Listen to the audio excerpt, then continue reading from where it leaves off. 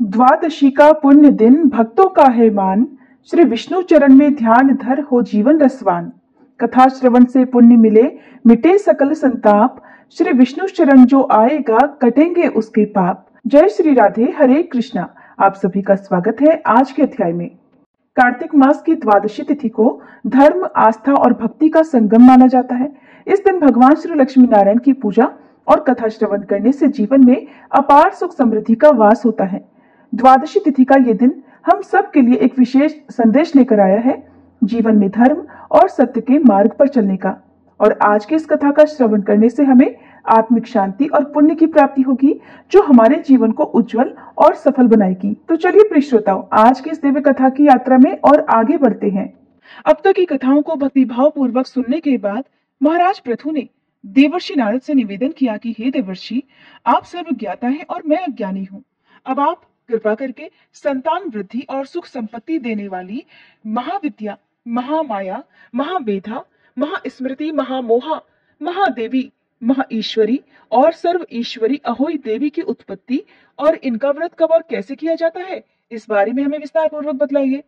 महाराज पृथु द्वारा इस प्रकार प्रार्थना किए जाने पर नारद जी एक प्राचीन कथा सुनाते हुए बोले कि हे राजन, एक समय कलिकाल में बड़ा भारी दुर्भिक्ष अर्थात अकाल पड़ा।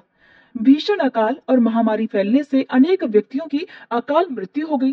तब सब लोग इस विपत्ति से मुक्ति पाने का उपाय सोचने लगे। अंत में निश्चय करके सबने कार्तिक कृष्ण सप्तमी को उपवास रखा। व्रत के प्रभाव से सायंकाल चामुंडा देवी हाथ में नरमुंड लिए हुए प्रकट होकर कहने लगी, मैं रुद्र सहित विहार करने के लिए यहाँ आई हूँ, परंतु समस्त संसार में पाप छाया हुआ है। ब्राह्मण वेदहीन, क्षत्रिय सामर्थहीन और वैश्य और शूद्र धर्महीन हो गए हैं। स्त्रियों ने पतिव्रत धर्म छोड़ दिया है, इसलिए सभी लोगों को अहोई का व्रत रखना चाहिए। कार्तिक कृष्ण सप्तमी और अष्टमी को केवल रोगियों को छोड़कर शेष सभी स्त्री पुरुष सारे दिन भोजन ना करके सायंकाल अहोई देवी का पूजन करें। अहोई देवी मेरा ही नाम है, इसलिए सभी व्यक्ति अहोई पूजन को मेरा ही पूजन मानकर भक्ति भाव से करें। अहोई अष्टमी पूजन का विधान बताते हुए चामुंडा देवी ने कहा, सभी व्यक्ति अपने घरों को गोबर और मिट्टी से लीपकर साफ करें, फिर लाल, पीला, हरा और सफेद रंगों से द्वार पर मेरी मूर्ति बनाएं और स्वादिष्ट पकवान बनाकर मेरी पूजा करें। जब चामुंडा देवी ये कह रही थी, तभी एक स्त्री कहने लगी कि हे माता, हम नीच लोगों का कर्तव्य भी बतलाइए। तब देवी ने कहा, तुम लोग भी मेरे भक्त हो, सो सब लोग मेरा पूजन करके तुम्हारी संतानों को पूजेंगे, तभी उनकी पूजा सफल होगी। मेरी पूजा के बाद कुम्हारिन और मालिन की भी पूजा होगी। ऐसा कहकर चामुंडा देवी अंतर ध्यान हो गई। सभी व्यक्तियों ने चामुंडा देवी के कहे अनुसार व्रत और पूजन किया तो सबके संकट दूर हो गए और फिर सारा संसार सुख पूर्वक रहने लगा। अहोई अष्टमी की कथा सुनने के पश्चात राजा पृथु ने देवर्षि नारद से पूछा, हे ऋषिवर, महीनों में कार्तिक और तिथियों में एकादशी को सर्वश्रेष्ठ क्यों माना गया है, कृपा करके ये भी बतलाइए। तब नारद जी कहने लगे, हे राजन, एक बार यही प्रश्न सत्यभामा जी ने भगवान श्री कृष्ण से पूछा था। भगवान श्री कृष्ण ने जो उत्तर सत्यभामा जी को दिया था वही मैं तुमसे कहता हूँ, ध्यान पूर्वक सुनिए। एक समय सत्यभामा जी ने श्री कृष्ण जी से पूछा कि हे प्राणनाथ, जब सभी मास और तिथियां बराबर हैं, तब कार्तिक मास और एकादशी तिथि को क्यों सर्वोत्तम माना गया है। तब श्री कृष्ण जी कहने लगे, हे प्रिय, शंख नामक एक दैत्य समुद्र का पुत्र था। वह दैत्य इतना बलवान था कि उसने इंद्र आदि देवताओं को स्वर्ग से निकालकर उनका स्थान स्वयं ले लिया। सब देवता उससे भयभीत होकर अपने बाल बच्चों सहित पर्वत की कंदराओं में चले गए। तब वह दैत्य सोचने लगा कि मैंने देवताओं का स्थान तो ले लिया, लेकिन वे जीते नहीं गए हैं। ऐसा लगता है कि देवता वेद मंत्रों से बलशाली हैं, इसलिए अब मुझे मंत्रों सहित वेदों का भी हरण कर लेना चाहिए। जब उसने ऐसा विचार किया तो वेद भी डर के मारे समुद्र में जाकर छिप गए। ब्रह्मा आदि सभी देवताओं ने संसार को वेद विहीन देखा तो सभी देवी देवता भगवान विष्णु की शरण में गए। शेष सैया पर भगवान को निद्रा मगन देखकर सभी देवताओं ने जगाने के लिए स्तुतियां, भजन, कीर्तन और गायन वादन आदि क्रियाएं करने लगे। भगवान विष्णु के जाग जाने पर सभी देवताओं ने आह्वाहन, आसन, पाद्य, अर्घ, आचमन, स्नान, वस्त्र, यज्ञोपवीत, चंदन, पुष्प, धूप, दीप, नैवेद्य, पान, परिक्रमा और नमस्कार करके भगवान का षोडशोपचार पूजन किया। तब विष्णु भगवान प्रसन्न होकर देवताओं से कहने लगे, हे देवताओं, मैं तुमसे प्रसन्न हूँ, इसलिए शंख आदि दैत्यों को मारकर मैं चारों वेदों को शीघ्र ही ले आऊंगा। परंतु आज से वेद बीज मंत्रों सहित कार्तिक मास में जल में निवास करेंगे।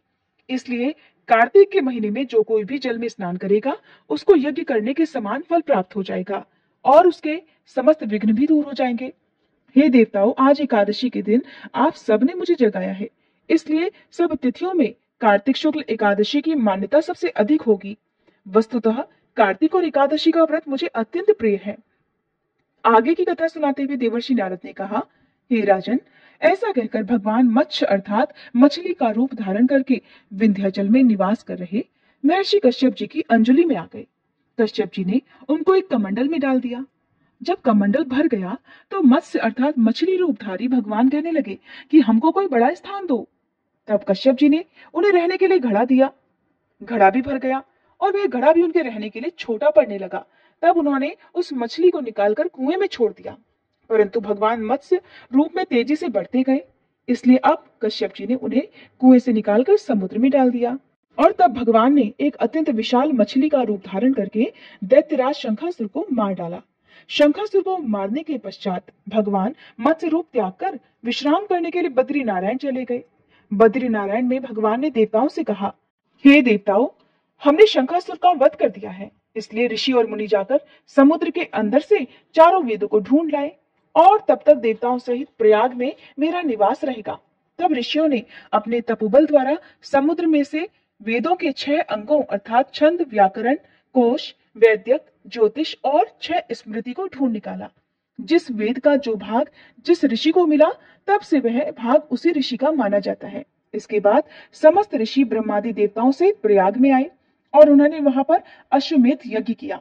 इसलिए प्रयाग को तीर्थों का राजा कहा जाता है।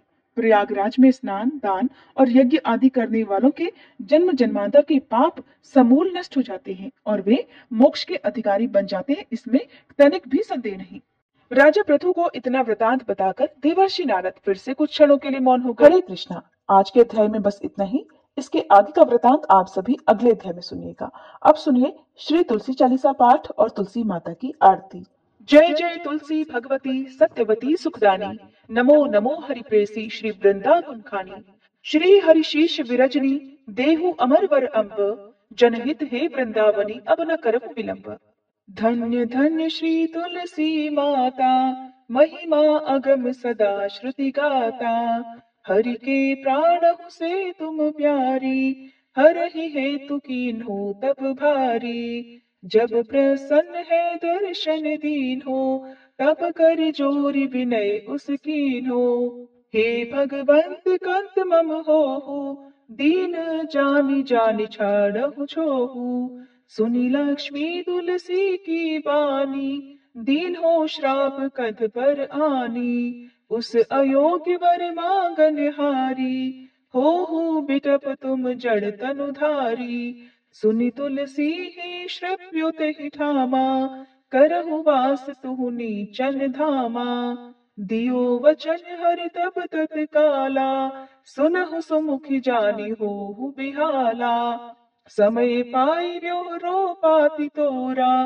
पूजहि आस वचन सत मोरा, तब गोकुल मह गोप सुदामा, तासु भई तुलसी तू बामा, कृष्ण रास लीला के माही, राधे शक्यो प्रेम लखि नाही, दियो श्राप तुलसी तत्काला, नर लोक ही तुम जन्महु बाला, यो गोप वह दानव राजा, शंख चूर्ण नामक शिर ताजा, तुलसी भई तासु की नारी, परम सती गुण रूप अगारी, अस द्वै कल्प बीत जब गयहु, कल्प तृतीय जन्म तब भयहु, वृंदा नाम भयो तुलसी को, असुर जलंधर नाम पति को, कर अति द्वंद अतुल बल धामा, कीन्हा शंकर से संग्रामा, जब निज सैन्य सहित शिव हारे, मरहि न तब हर हर ही पुकारे, पतिव्रता वृंदाती नारी, को न सके पति ही संहारी, तब जलंधर ही भेष बनाई, वृंदा ढिग हरि पहुँचो जाई, शिव हित लहि करि कपट प्रसंगा, कियो सतीत्व धर्म तो ही भंगा। भयो जलंधर कर संहारा, सुनी उर शोक उपारा। तिहि क्षण दियो कपट हरि तारी, लखि वृंदा दुख गिरा उचारी। जलंधर जस हत्यो भीता, सोई रावण तस हरहि सीता। अस प्रस्तर सम हृदय तुम्हारा, धर्म खंडी मम पति संहारा। यही कारण लहि श्राप हमारा, होवे तनु पाषाण तुम्हारा। सुनि हरि तुरत ही वचन उचारे, दियो श्राप बिना विचारे। लख्यो नानिज कर दूत पति को, छलन चाहियो जब पार्वती को। जड़मति तुह अस हो जड़ रूपा, जग में तुलसी बिटप अनूपा। धग्व रूप हम शाली ग्रामा, नदी गंडकी बीच ललामा। जो तुलसी दल हम ही चढ़ई है, सब सुख भोग परम पद पई है। बिनु तुलसी हरि जलत शरीरा, अतिशय उठत शीश उर पीरा। जो तुलसी दल हरि शिर धारत, सो सहस्त्र घट अमृत डारत। तुलसी हरि मन रंजनिहारी, रोग दोष दुख भंजनिहारी। प्रेम सहित हरि भजन निरंतर, तुलसी राधा में नाही अंतर। व्यंजन हो छप्पन प्रकारा, बिन तुलसी दल ना हरहि प्यारा। सकल तीर्थ तुलसी तर छाही, लहत मुक्ति जन संशय नाही। कवि सुंदर इक हरि गुण गावत, तुलसी निकट सहस गुण पावत। बसत निकट दुर्वासा धामा, जो प्रयास ते पूर्व ललामा। पाठ करहि जो नित नर नारी, हो ही सुख भाषहि त्रिपुरारी। तुलसी चालीसा पढ़ी तुलसी तरु गृहधारी, दीप दान करि पुत्र फल पावहि बंध्यो नारी। सकल दुख दरिद्र हरिहार वै परम प्रसन्न, आशय धन जन लड़ही कर बसहि पूर्णा अत्र। लाही अभिमत फल जगत मह लाहि पूर्ण सब काम, जेहि दल अर्पहि तुलसी तह सहस बसहि हरि राम। तुलसी महिमा नाम लख, तुलसी सूत सुख राम। मानस चालीस रच्यो, जग मह तुलसीदास। प्रेम से बोलिए तुलसी महारानी की जय। तुलसी महारानी नमो नमो, हर की पटरानी नमो नमो। तुलसी महारानी नमो नमो, धन्य तुलसी पूरण तप कीनो।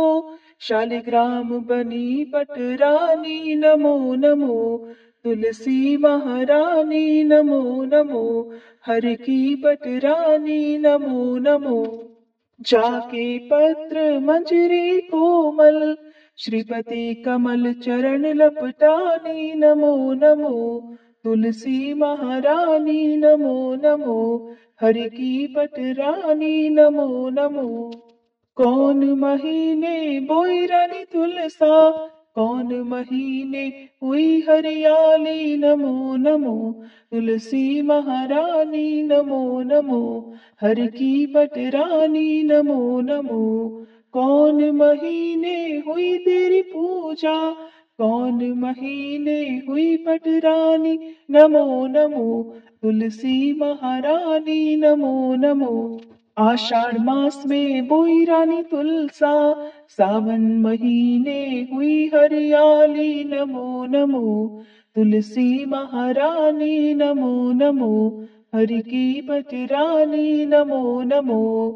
कार्तिक मास में हुई तेरी पूजा, मंगसिर मास हुई पटरानी नमो नमो। तुलसी महारानी नमो नमो, हर की पटरानी नमो नमो। धूप दीप नैवेद्य आरती, पुष्पन की वर्षा बरसानी नमो नमो।